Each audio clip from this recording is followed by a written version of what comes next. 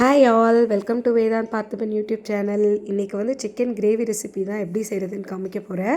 வாங்க வீடியோக்குள்ளே போகலாம். ஃபஸ்ட்டு ஸ்டவ் ஆன் பண்ணிவிட்டு கடாயை வச்சு ஒரு 3 ஸ்பூன் எண்ணெய் ஊற்றிட்டு, எண்ணெய் காஞ்சதுக்கப்புறமா பட்டை லவங்கம் மட்டும்தான் அதை போட்டு அது பொரிஞ்சதுக்கப்புறமா அதோடு பார்த்திங்கன்னா வெங்காயம், அதுக்கப்புறம் பச்சை மிளகா, அதுக்கப்புறம் பார்த்திங்கன்னா கருவேப்பிலை, இது 3யுமே வந்து நம்ம ஒன்றா அந்த காஞ்ச எண்ணெயில் வந்து போட்டுடுறோம்.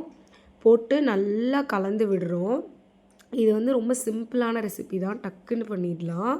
அதுக்கப்புறம் அந்த வெங்காயம் வதங்கினதுக்கப்புறமா நம்ம வந்து இப்போ 1.5 கிலோ சிக்கன் கிரேவி பண்ண போகிறோம். அதுக்கு வந்து ஒரு 5-6 ஸ்பூன் இஞ்சி பூண்டு பேஸ்ட் போட்டிருக்கோம். நல்லா வதக்கி விடுறோம். அதுக்கப்புறம் வந்துட்டு தக்காளி ஒரு 3-4 தக்காளி, அதோடையே வந்து நம்ம கல் உப்பும் போட்டுருவோம் வதங்குறதுக்கு. நல்லா வதக்கி விடணும்.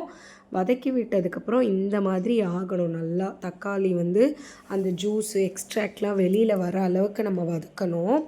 வதக்கி விட்டுட்டு இப்போ மசாலா ஆட் பண்ண போகிறோம். கரம் மசாலா வந்துட்டு ஒரு 3 ஸ்பூன் சேர்க்குறோம்.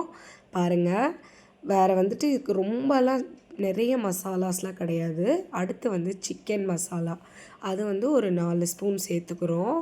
நல்லா மசாலா வந்து கிளறி விட்டுட்டு அதோடு நம்ம க்ளீன் பண்ணி வச்சுருக்கோம் இல்லையா சிக்கன், அதையும் இதோடு சேர்ந்து போட்டுடுறோம். போட்டுட்டு நல்லா கிளறி விடணும். இப்போ 2 மசாலா தான். இதோடு பார்த்திங்கன்னா நம்ம அந்த குழம்பு மிளகாத்தூள், கிரேவி வந்து அப்போ தான் கன்சிஸ்டன்சி நல்லா வரும்.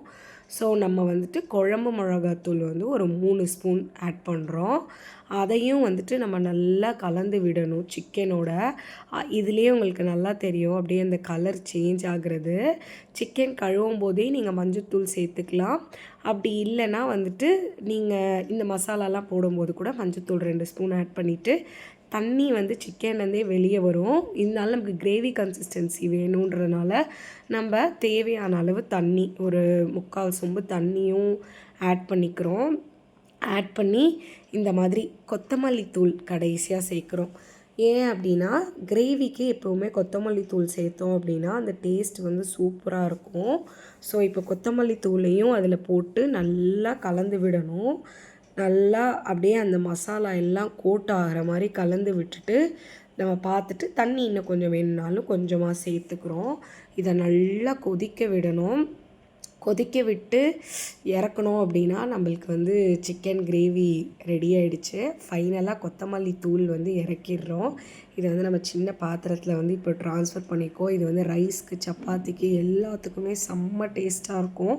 மறக்காமல் நீங்களும் ட்ரை பண்ணி பாருங்கள். சேனலை சப்ஸ்கிரைப் பண்ணிக்கோங்க. தேங்க்ஸ் ஃபார் வாட்சிங். பாய்.